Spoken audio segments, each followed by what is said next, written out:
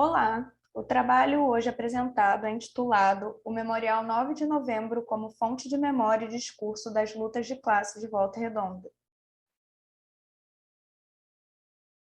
Aqui uma breve apresentação sobre a autora. Me chamo Caroline Santana Guimarães, sou graduada em licenciatura em Belas Artes pela Universidade Federal Rural do Rio de Janeiro. Durante minha graduação, atuei como bolsista nos programas de PIBIC e residência pedagógica, e atualmente me dedico ao mestrado no programa de pós-graduação em Patrimônio, Cultura e Sociedade, programa PPG-PAX, também da UFRRJ.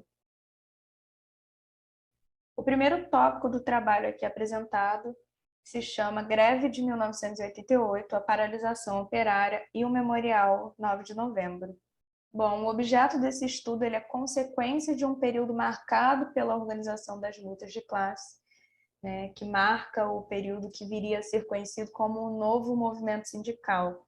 E é bem significativo esse momento, esse período para a cidade de Volta Redonda, porque até os anos de 1985, a cidade era mantida ainda como área de segurança nacional, onde não só o Sindicato dos Trabalhadores, mas todo mundo que ia contra aquele governo vigente sofria uma grande repressão do Estado. Então, durante esse período, onde Volta Redonda era mantido, né, como área de segurança nacional, o movimento operário ele acaba se enfraquecendo, ganhando força entre 1986 e 1988, onde, ao mesmo tempo que o sindicato ele ganha força, as relações estremecidas entre o sindicato e a gestão da CSN acaba culminando no que viria a ser a greve geral de 1988. Então, a greve ela tem início no dia 7 de novembro de 1988, e em menos de 48 horas, cerca de 2.000 soldados se estacionam nas proximidades da siderúrgica, que era ocupada por um grande número de trabalhadores da Companhia Siderúrgica Nacional, a CSN. No dia 9 de novembro, o Exército e a Polícia Militar eles invadem a usina com o objetivo de retomar as áreas paralisadas por cerca de 3.000 metalúrgicos que ocupavam a empresa desde o dia anterior. Em meio à ação militar, 3 operários foram mortos pelas forças de segurança. Seriam Carlos Augusto Barroso, William Freitas Monteiro e Valmir Fernandes Leite. A partir da mobilização operária liderada pelo líder sindicalista Juarez Antunes, o sindicato ele alcança importantes conquistas, sendo a principal delas a implementação do turno de 6 horas. No mesmo ano da greve, Juarez Antunes ele é eleito prefeito da cidade de Volta Redonda, possibilitando a construção do Memorial 9 de Novembro, junto à prefeitura da cidade, em homenagem aos operários mortos pelo Exército. Bom, o monumento assinado pelo arquiteto Oscar Niemeyer foi inaugurado no dia 1º de maio de 1989, no bairro Vila Santa Cecília, que fica localizado em frente, né, essa praça onde o memorial ele foi construído fica em frente à entrada principal da siderúrgica, onde ocorreu toda essa mobilização do Exército na invasão, na retomada, na tentativa de retomada da fábrica, né? E o memorial, após a sua inauguração, ele é destruído em menos de 48 horas após por um atentado à bomba. O Niemeyer ele foi consultado pelo Sindicato dos Trabalhadores sobre uma possível reconstrução do memorial que foi destruído nesse atentado. Porém, o arquiteto ele propôs que o monumento fosse reerguido mantendo os vestígios do atentado, acrescentando somente uma placa com a inscrição: nada, nem a bomba que destruiu este monumento poderá deter os que lutam pela justiça e liberdade. Assim, o memorial foi reinaugurado no dia 15 de agosto de 1989.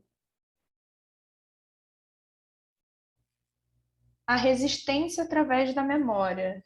De maneira geral, podemos apontar que uma das principais questões acerca das relações entre a fábrica e o espaço urbano da cidade de Volta Redonda está relacionada à vinculação entre a CSN e os projetos do Estado brasileiro em diferentes contextos históricos. A siderúrgica e seus trabalhadores, eles constituem um espaço social de Volta Redonda e este espaço influencia o processo do fazer-se, né? Entender através das manifestações do crescimento da cidade. Então, durante a expansão, muitos monumentos, documentos públicos importantes para a construção da história da cidade retratam e registram a relação entre a cidade e os trabalhadores metalúrgicos. O memorial aqui apresentado, conforme já explicitado, é um bem cultural que acomoda valores de identidade, ação e memória do homem em sociedade, do povo brasileiro e principalmente dos cidadãos volta-redondenses. É visto como um local de respeito pela comunidade da cidade, principalmente pela classe operária, e pode ser acessado a qualquer momento, possibilitando que a sua memória seja sempre atualizada às diferentes características e manifestações culturais que criam um sentido de pertencimento e identidade. Segundo o historiador francês Le Goff, a memória a qual cresce a história, que no lhe concerne alimenta, busca salvar o passado para servir o presente e o futuro. Então, necessitamos trabalhar para que a memória coletiva ela sirva para a libertação e não para a servidão. A localização de um monumento no espaço urbano ele tem um sentido político, porque ele suscita debate sobre a relação do espaço e do movimento.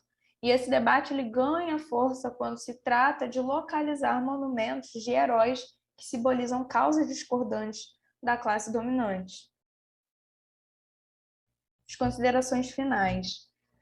O presente estudo ele ainda se encontra em andamento através do programa de pós-graduação, PPG-PAX, e ele tem como referencial teórico, metodológico e analítico o patrimônio como manutenção e criação da memória, estabelecido em seu papel prático desempenhado na comunidade e na história social de Volta Redonda.